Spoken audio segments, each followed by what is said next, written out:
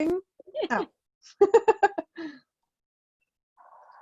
So take a moment just to arrive into the space that you are in this virtual gathering. Feel the sit bones beneath you, wherever you're sitting in your chair, on the floor, and really enjoy feeling that anchor as if you're the roots of a tree, and just allow that feeling of heaviness and that Mother Earth is hugging you. And you may wish to close your eyes just for a moment, or just have your eyes, your gaze down, soft focus, like a soft camera lens, out focus. And let's breathe in and out, and breathing in through the nose and out, and breathing in and breathing out, releasing any tension.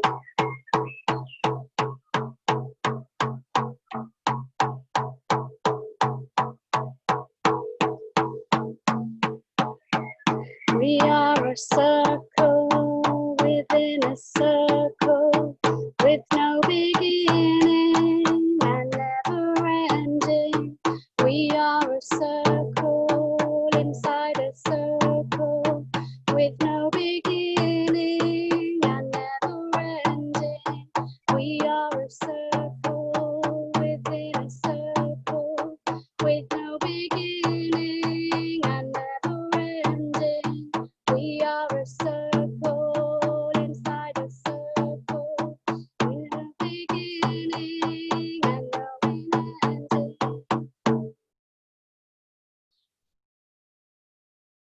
And just take a moment to breathe and come back to this lovely space.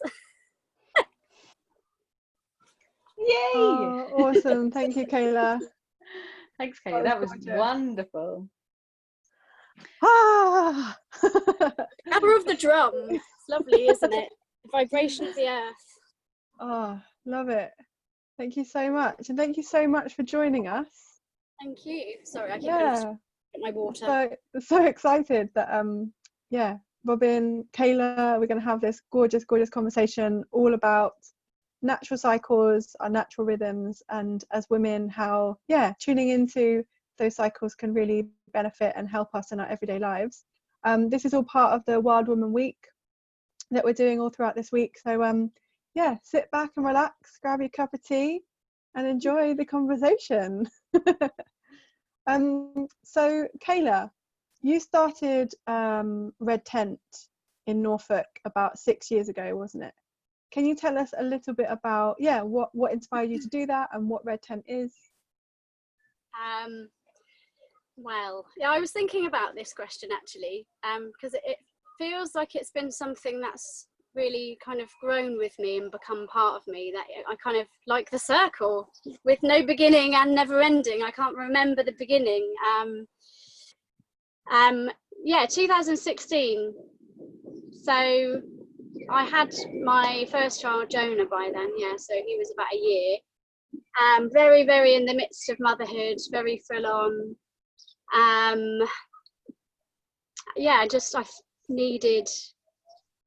really wanted to connect with women actually, and because having all blokes in the house, including 2 male cats at the time, I felt like I needed some female sisterly bonding, and for women, for other women to have that kind of to share the stories and release the stories, and to have that solidarity really.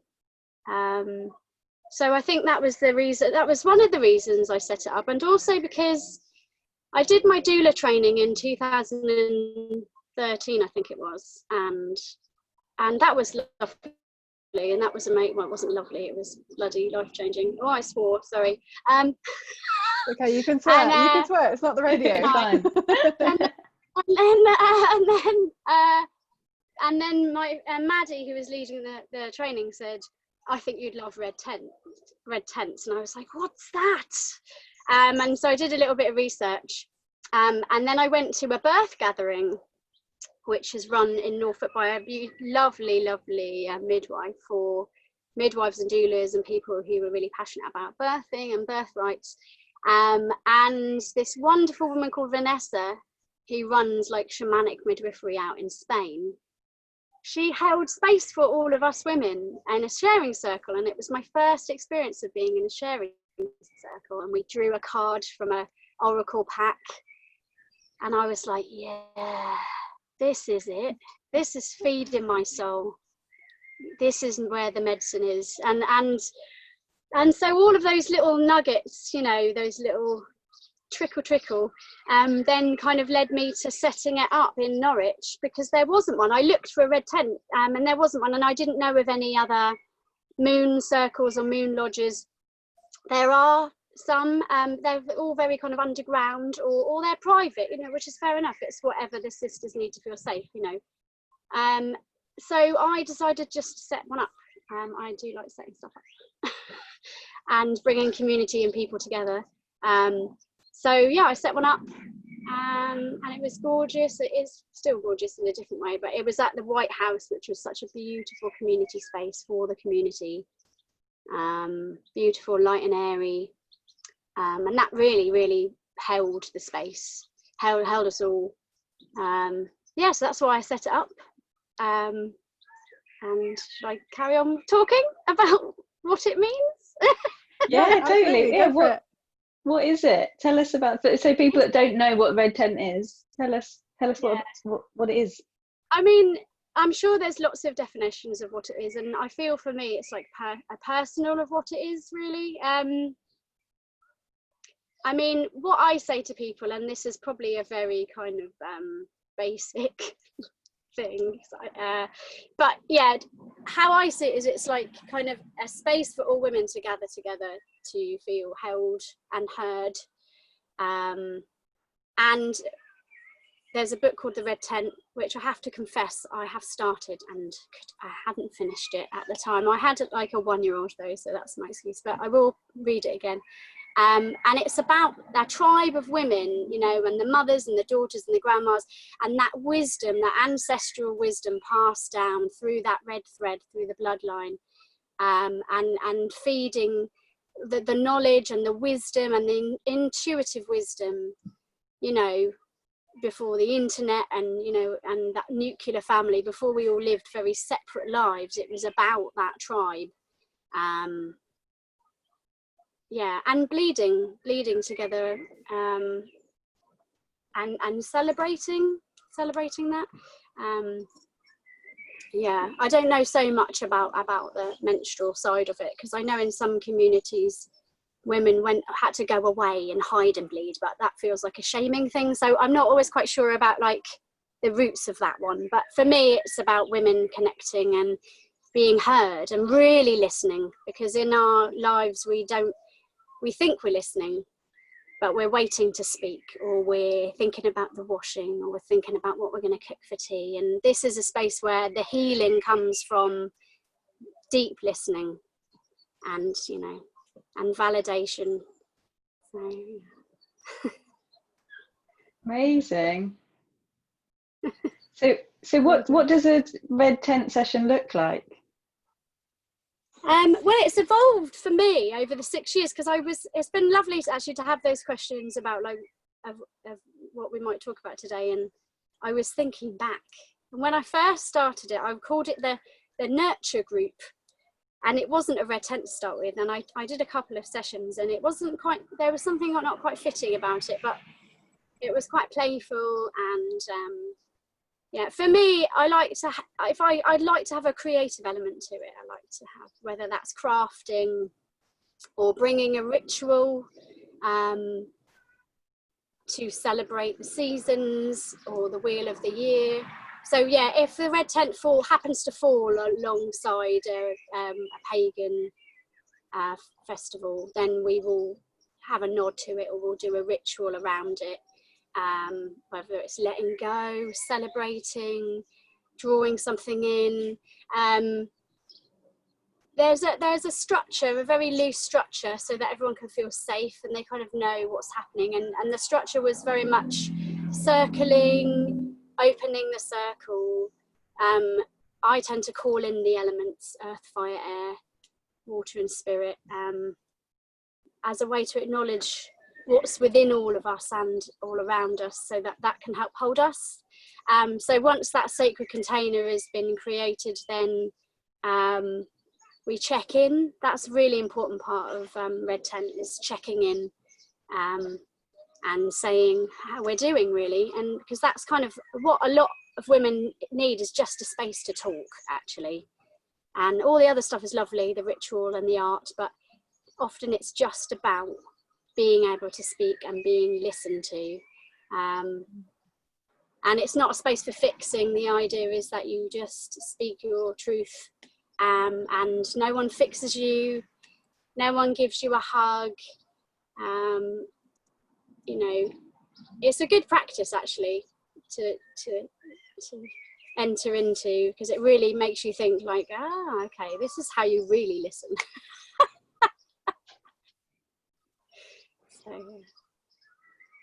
Yeah, wow. And I've actually been to one of your Red Tent sessions, your Red Tent gatherings in person, and I found it so, like you say, so cathartic and healing, just to be held in that space and speak without, like you were saying, that when we do have a conversation, there is that thing of, oh, what am I going to say next, or I can say this now, or, you know, you're not really present, and having that space. And that's, I think, having that space to just have the stick, like have your talking stick, and it can feel massively daunting at first, but once you kind of take a breath and tune into your heart and like be witnessed by so many other women, I think there's just really aren't words to describe how powerful and healing that is.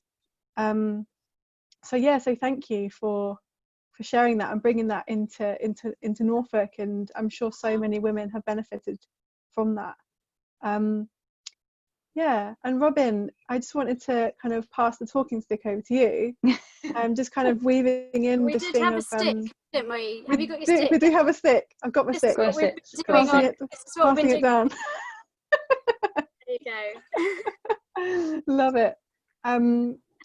Because Kayla, you touched on like if there's like a certain festival or something happening, then you sort of tap into that and do something creative with that. I just want to pass the talking stick over to Robyn, because you've been doing lots of research for the empowered health sessions around like the natural cycles of the moon and everything like that, and how does that feel to you, to kind of, how has that benefited you from learning about that? I want you to pass the stick now. Oh, where's my stick? Well, you're like down. Oh, like, it really? doesn't work because you're there. Oh dear, one of those things you have to be watching the video. That would sound weird if you've just got audio, but yeah. Yeah, it's been really fascinating, actually, because it's the whole thing about cycles, and I know that over the last few years it's been coming a lot more into our sort of soul shine work, and I know that you've been reading a ton of books on it, Amy, and it's been absolutely fascinating, like women's cycles, the menstrual cycle and that kind of stuff. And for the empowered health, it just kind of happened that the sessions fell on the moon cycle, so on the new moon and on the full moon, and the other way around.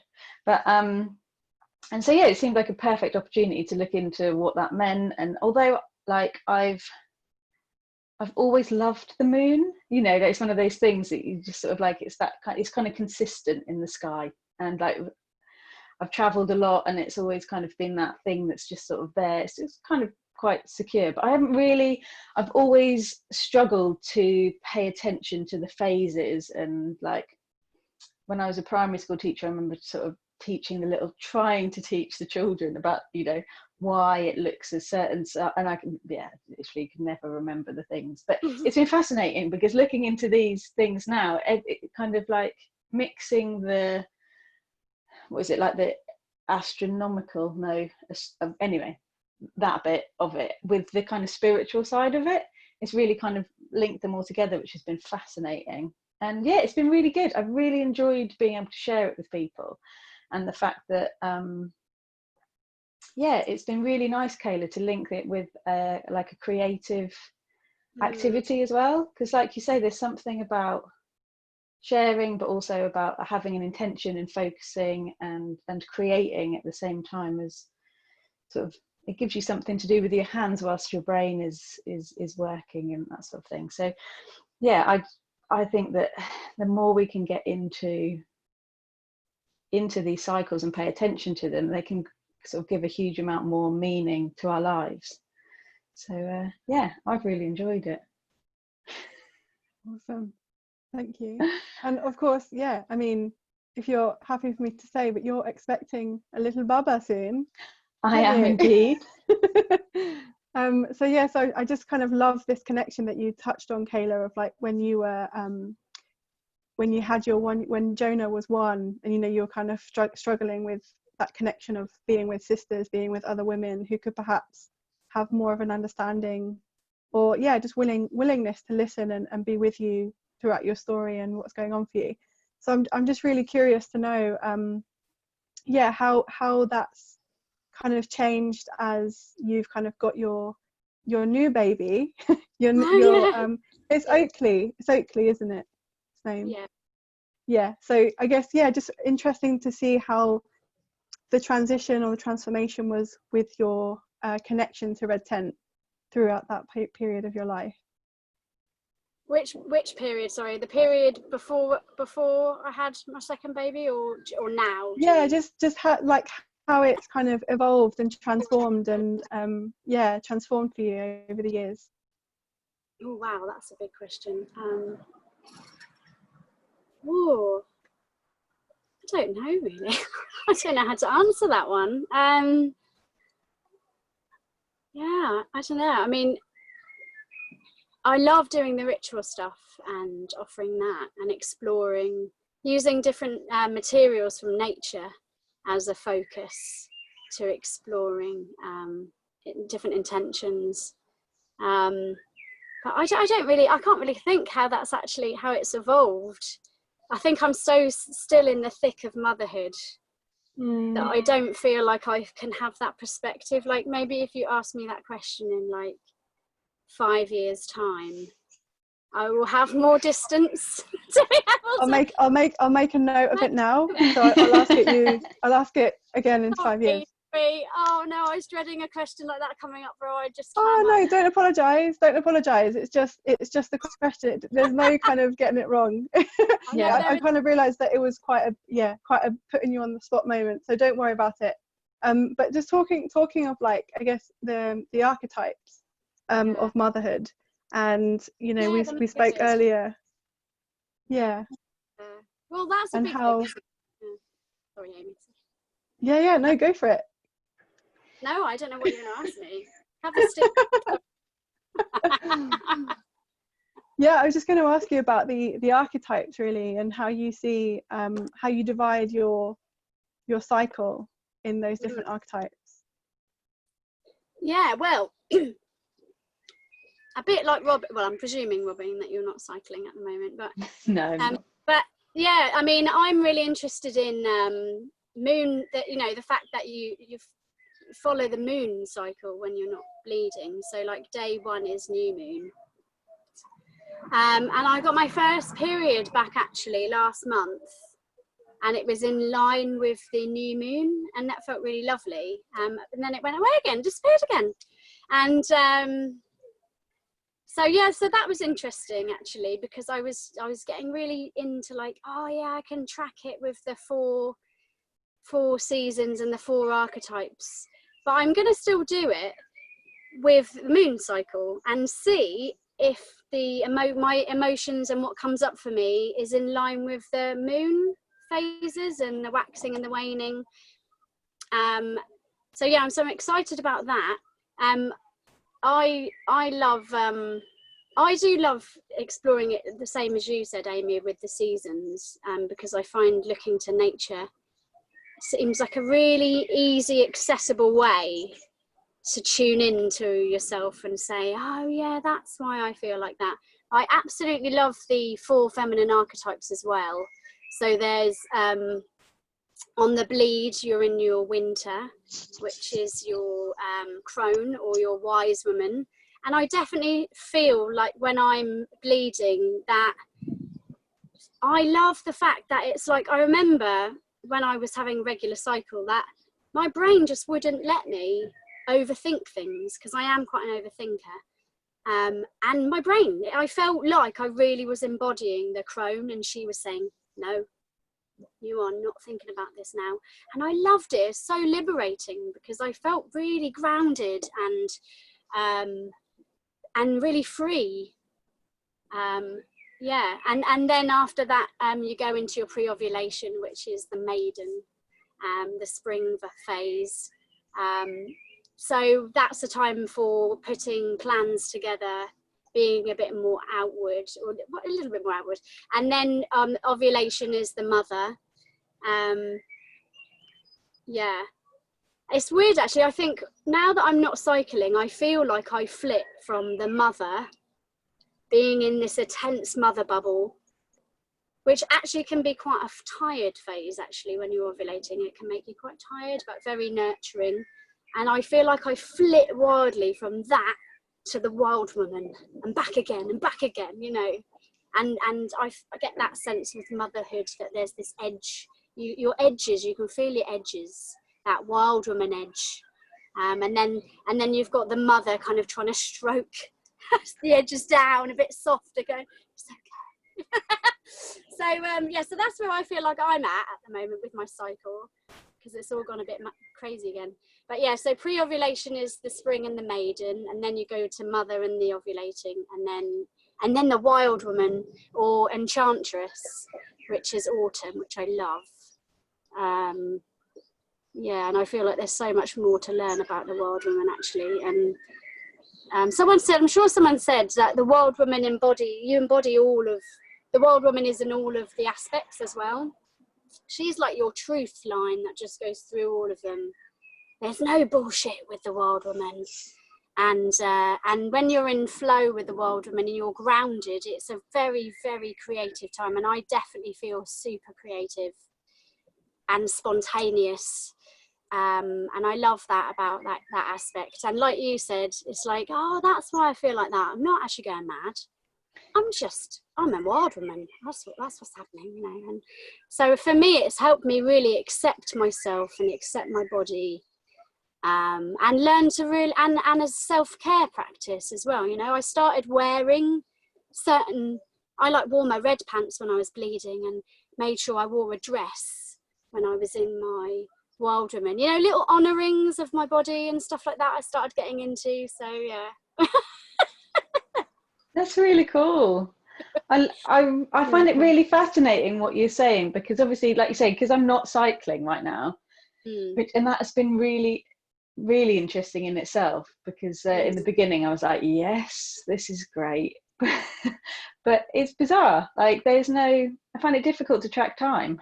I mean, we do at the moment anyway because of the whole lockdownness, but yeah, there's something like when you have your period, you know, about knowing where you are in the month. And the more I followed it, the more I realized, like you're saying, Kayla, like how I was feeling, and I could kind of associate how I was feeling with different seasons, and you know, oh, that makes sense because I'm at this part of my cycle. Whereas now I'm at like, oh, I have nothing, which I wonder why, if that might be why I felt such a connection to the moon and to sort of doing this, is like you say. And I hadn't made that connection, that actually that could really, really help and give me a kind of a cycle now that I'm not having one. But it's fascinating because what I've looked into is just like the two aspects, like the waxing and the waning. So from the new moon to the full moon and back again. So, and even that, just having the 2-week periods has really helped me rather than having the 4. But yeah, it'd be nice to look at even further into that. So yeah, thanks for joining those dots for me, Kayla. Thank you. And one thing I was really fascinated about, and I still haven't really found the answers, I tried to find like other doula friends and stuff who might know, and because I've got this lovely book, we were talking about this, and it talks about like the hormonal shifts that happen around the different seasons of our menstrual cycle. And what I was wondering is, when you're pregnant or when you're, you know, breastfeeding or whatever, and you aren't cycling, or whatever reason you're not cycling, where the hormone shifts are, to then know, then you'd be able to say, oh, so that would normally be World Women around there, or, you know, I mean, I know that's a bit scientific because it's more about how you feel, isn't it? But just from that point of view, I thought, oh, that would be interesting to find out, you know. Definitely. And I think that's the thing about having a structure, because for me, it was actually really difficult, like before I got into any of these sorts of cycle things, I often didn't know how I felt, and I'm not good enough at kind of paying attention to, oh, I'm this part of my cycle, or, you know, that sort of stuff. And so, like you say, when you can track it, and like you said, that journal looks amazing, so you can use the more scientific parts of, you know, this is what hormones doing this, and it makes you think, makes you realize and pay more attention to how you're feeling, and you can kind of correlate the two things, and then you can find patterns and that sort of stuff. So that's for me anyway. I know some people are really in tune with how they're feeling and then can associate that with the different seasons, but I had to almost do it the other way around and see if I could find connections between the two. And also, I was going to say, from like the workshops I've been on with different lovely women approaching it differently and stuff, I really was getting into kind of building my life around my menstrual cycle, actually, and, you know, making sure that when I was bleeding, that I didn't see very many people. I would learn to really practice positive boundaries and say no to people, or no to commitments.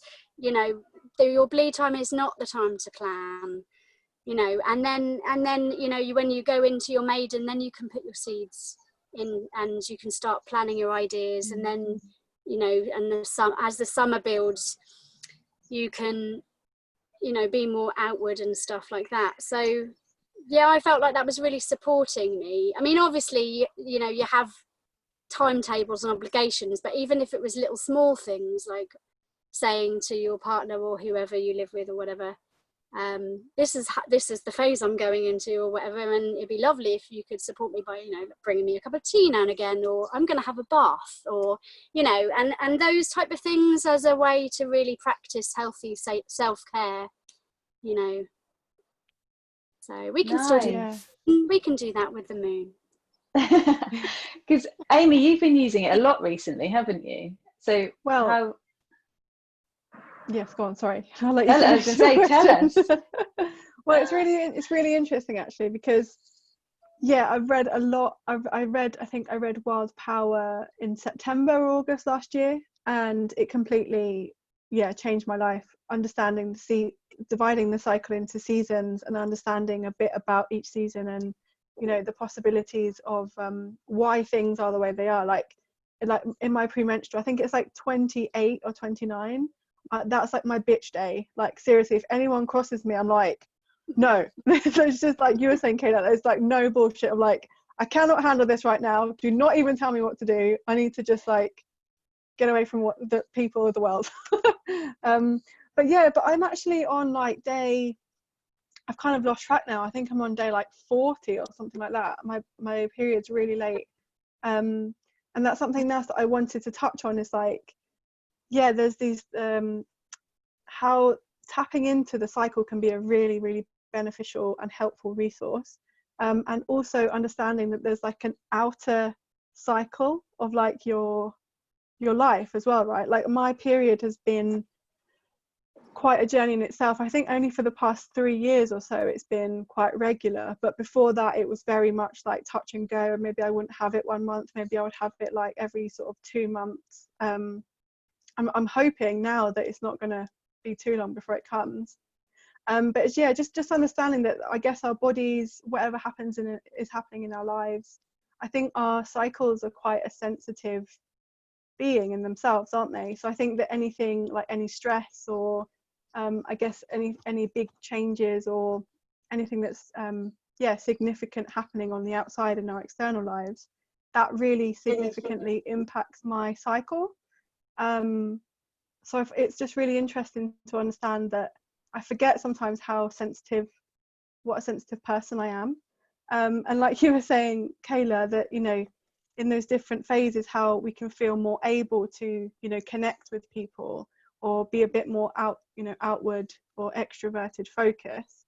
And then, like, you know, in our winter, for example, I feel very much that introversion and that kind of connection to the earth more. And like, and it's really interesting about the hormones as well.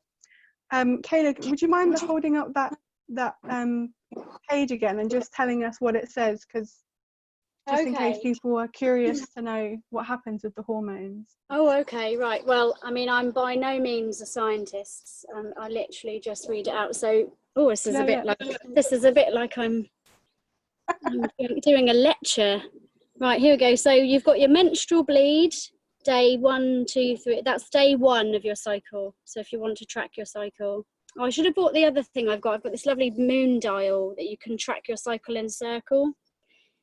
So anyway, so day 1 menstrual cycle starts, and you've got low testosterone and low progesterone, and your estrogen is starting to climb. So you move into your pre-ovulation, like day 8, 9, 10, it says here, pre-ovulation, and your progesterone, I can't say these words, is low, and then the testosterone and progesterone start to climb, and then as you ovulate, your progesterone starts to really peak, and here's your, oh, hang on, no, I think I've been saying the wrong thing. Sorry, the dots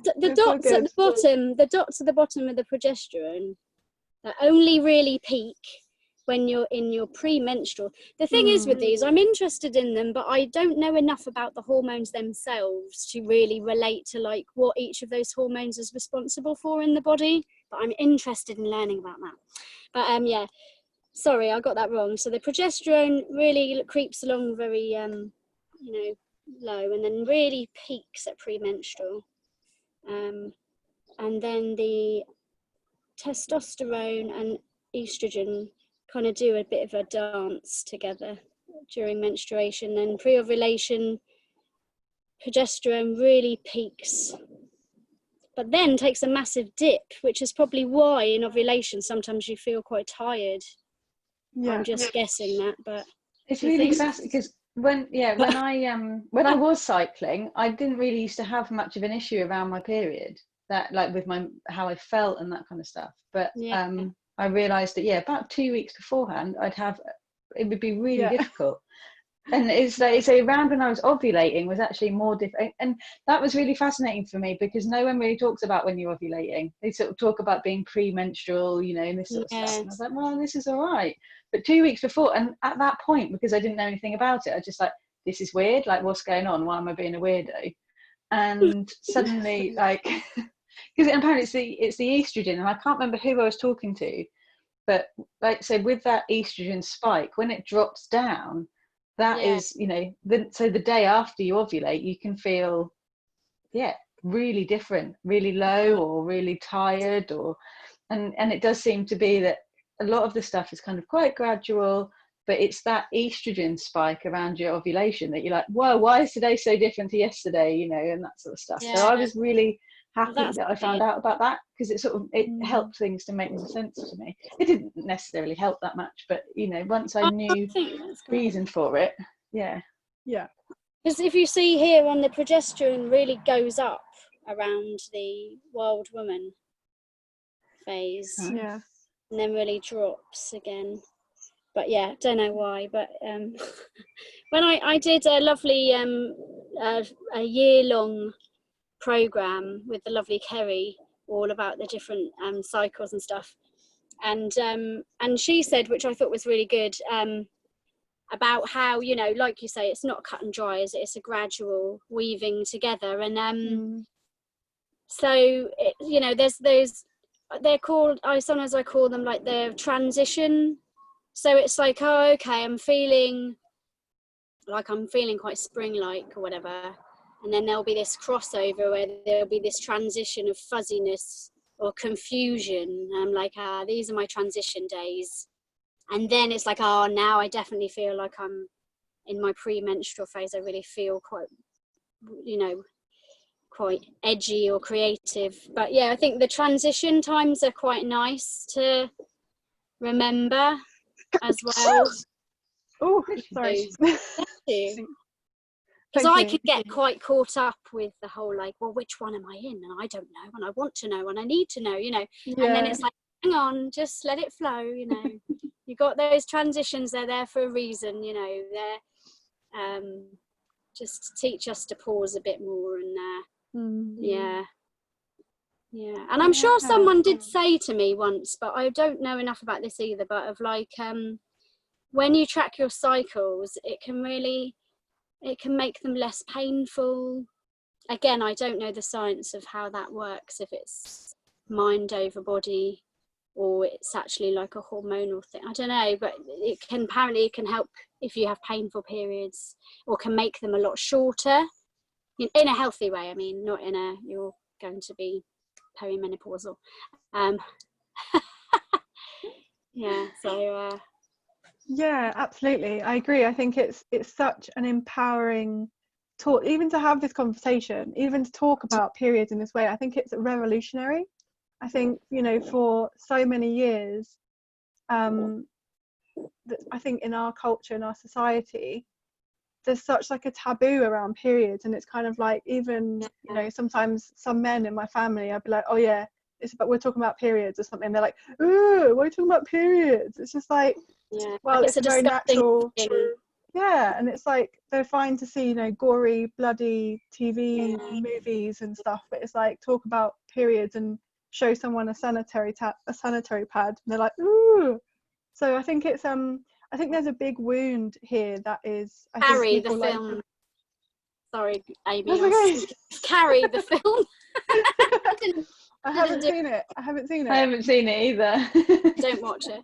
But yeah, it's so true, isn't it? Like, and the media, don't get me started. Actually, I will just say though, is one thing I wanted to do ages ago is I wanted to do an alternative body form advert.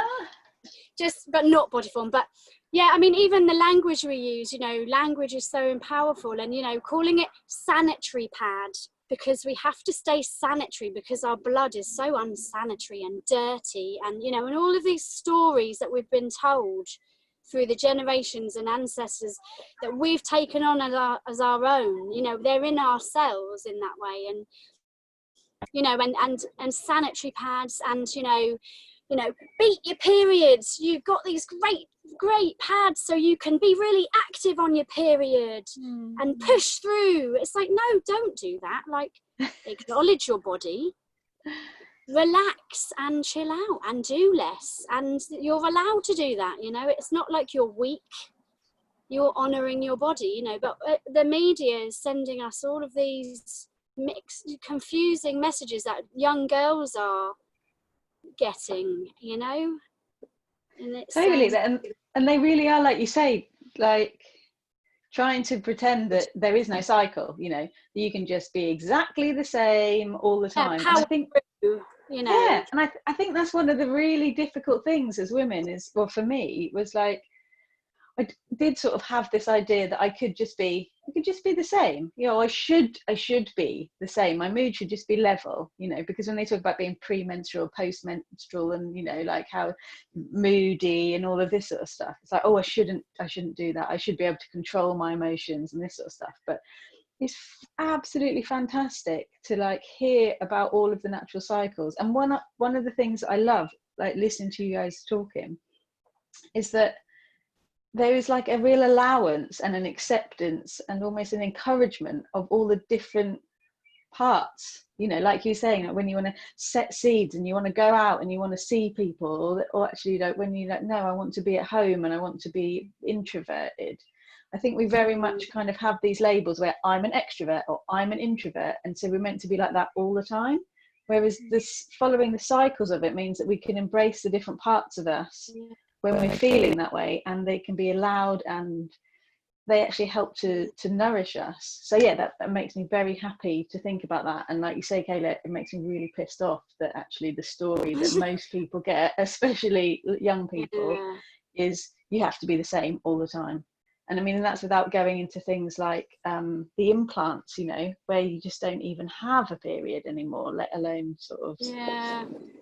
Yeah, it's crazy. I chose to come off the pill when I was 19 or 20, and I'm so glad I did, and I never went back. But yeah, you know, in my generation, you know, in our generation, you know, you'd go to the doctors and the GP give you the pill, and it was just normal. You wouldn't think anything of it. You wouldn't think about it messing with your moods, or, you know, and really we weren't consenting because we weren't told enough about what was in the drugs, you know. But we were teenagers, and you know, yeah, it's crazy, isn't it? Kind of dishonoring of our bodies. But it's about, like, it's knowledge is power, isn't it? It's about these type of conversations so that we can be empowered to make the choices and from an informed place, you know. Definitely, yeah. And I think that's one of the things is, like you say, when you go to the doctor, you don't get the full story. You know, you get the very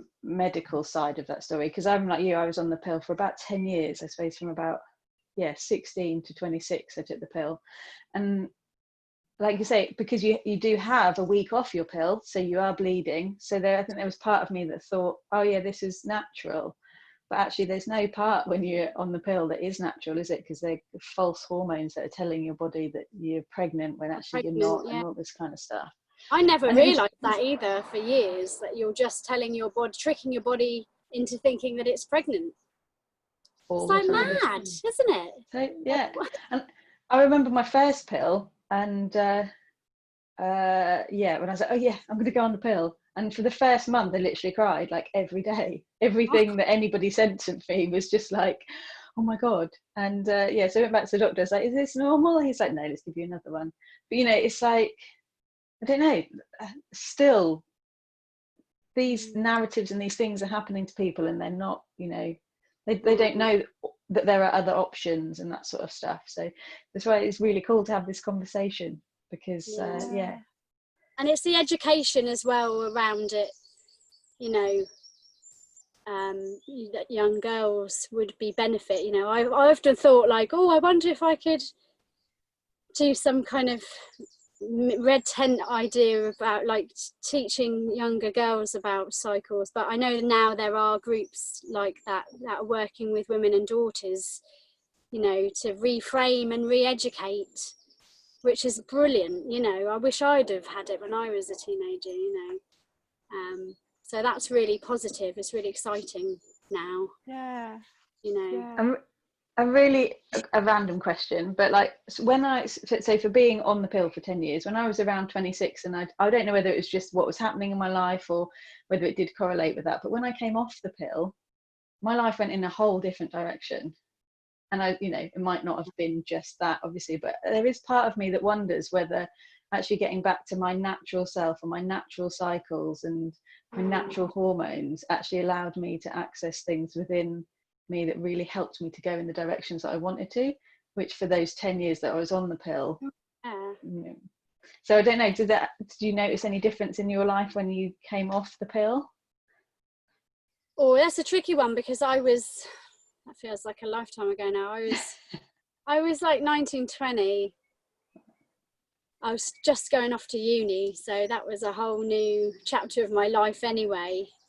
Yeah, I mean, I felt free, but that's because I was leaving home and leaving Norwich. Yeah, true. But I love Norwich now, that's why I'm back. Obviously, I love my Norwich. I wouldn't have a bad word said about it. But yeah, no, I don't know. I feel like I was too young to really kind of know. I can't think if it has changed, you know. But I definitely think what you're saying. I mean, for me, definitely the wild woman, when I feel highly creative, you know, if that's being suppressed, or it's that balance of light and dark, isn't it? Like you said about, like, if you're expected to be in full summer all the time, you're going to get burnt, you're going to get hot. You know, where's the nourishment of the different seasons? Like, they're there for a reason. You know, you need downtime to be able to come and be nourished and blossom again. You know, you're going to wilt in the heat if you're in your summer all the time. And so, yeah, definitely, I think having those ebb and flow of your cycle back, I can imagine it definitely did. You know, that would be the reason as well why it might, whatever shifts your life took, you know, a bit more balance. It's about having balance. It's about bringing your body to back in awareness and balance, and learning to learn. And I think for me that's what the red tent is about as well, is saying, like, you are enough in this moment. Look at you, like, aren't you beautiful? Like, let's just enjoy this time now and forget all those other roles we have, mothers and daughters and brothers. No, we're not brothers, you know what I mean. And we might be actually, but who knows. But so and it's about saying you're enough and celebrating ourselves, you know, in that stuff.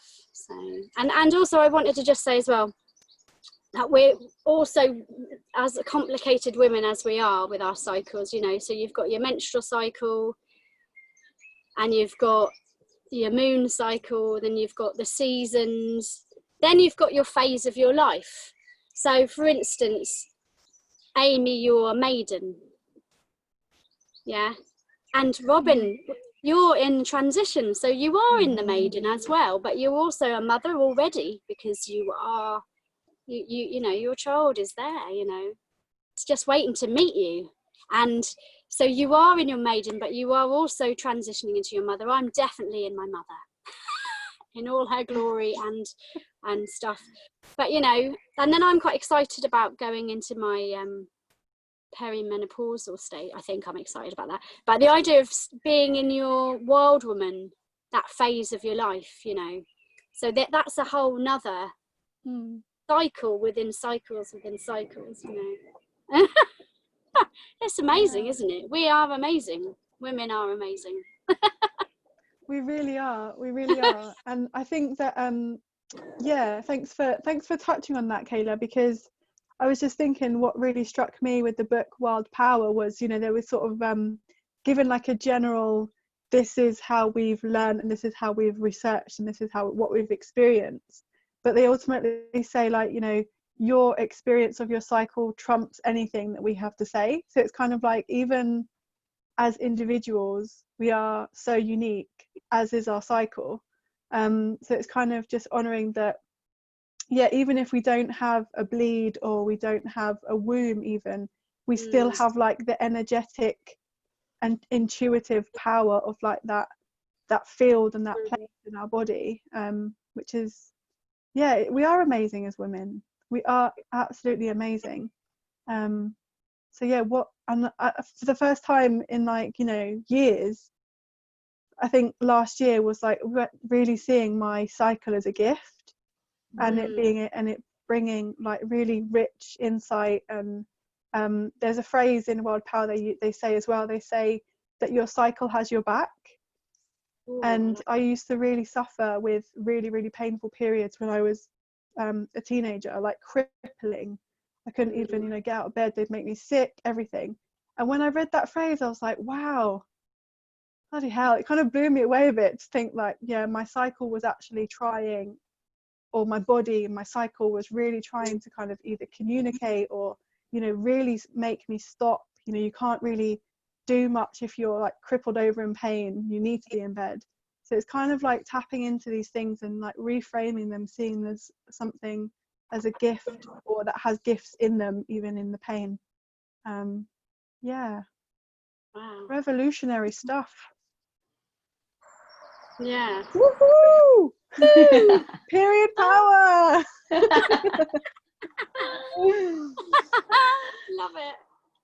We should do that. Yeah. Like more of That one. That was really cool if you did that, Amy. I loved it. It went black around you. You should do it again. Do it again, Amy. That's it, yeah. Love that. I'm in my spaces be like. Awesome. Yeah, is there anything else that you wanted to add before we kind of close the circle, the virtual circle or triangle that we are? Oh yeah, we are. Well, triangle is the strongest shape. 3 is a magic number. Yeah. Is there anything you wanted to add, Kayla or Robyn? Ooh. the red tent at the moment, as it is back after I've been on maternity leave for a year, and we are zooming around the room once a month, and I've decided to hold them in line with the full moon, which feels really nice. So yeah, come along. It's every month. You can join the Red Tent Norfolk Facebook page if you like. Awesome. So yes, and it shall stay virtual, I think, for now, and we'll see what happens in the future. Great. So, Awesome. but And I'll put all just, the. Sorry, love. Go ahead. Oh, I was just seeing if that was okay to say that. So just... Yeah, absolutely. I was just going to say that I'll put all the links and stuff, because obviously, actually, when this goes out, when we publish this, your event will be tomorrow. So it's coming out on Thursday, and your event's on Friday, right? It's fully booked though, unfortunately. I'm limiting it only to 8 people, so I can see everybody, because I've got such a small iPad. I would just be constantly scrolling to see everyone's face, and then I feel like the technology would create a barrier for me, and that's really tough, because obviously it's a tough call because a lot of women are missing out. But I forgot to mention, we've got a new segment to Red Tent to try and reach more women and connect. So we're going to be doing a once a month offer and ask. So, and we're encouraging women to get in touch with me, and if they want to share a meditation or visualization or a ritual, they can do a live or a pre-record and share it to the Red Tent group, so that people feel like they're getting a bit of Red Tent. Maybe they can't connect because there's not enough space, or maybe they're nervous. It is a bit nerve-wracking, you know, kind of exposing, but it can be empowering as well. So I just felt really called to do that, because we've nearly got 500 members, and you know, I haven't met some of them, and Zoom is a wonderful time in a way, because we can connect with sisters from different places as well in the world, which is exciting. But yeah, so there's a new segment once a month. You can ask for what you need or offer one of your lovely gifts as well. So yeah, just thought I'd say that. Awesome. Thanks, Kayla.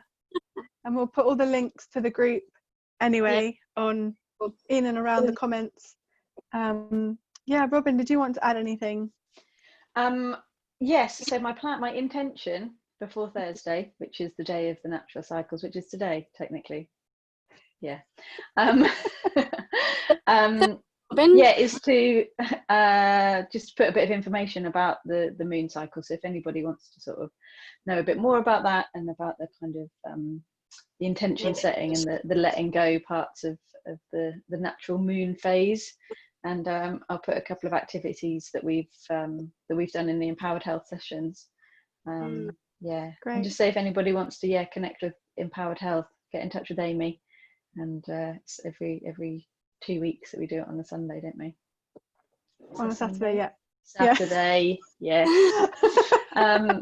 So it's always lovely to have new people come along. So awesome. I'm about to disappear into the sun.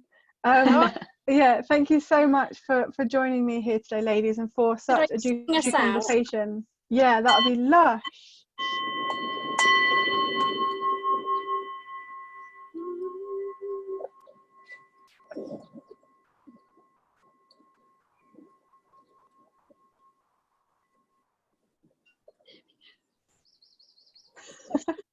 Thank you, Kayla.